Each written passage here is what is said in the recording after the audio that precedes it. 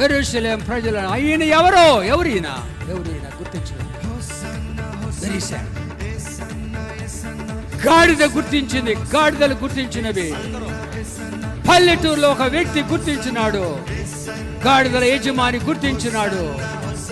గ్రామ ప్రజలు గుర్తించినారు, చిన్న బిడ్డలు గుర్తించినారు, సంఘ పెద్దలు గుర్తించలా, నాయకులు గుర్తించలా, ప్రధాన యాజకులు గుర్తించలా, కోపముతో మండిపడ్డారు.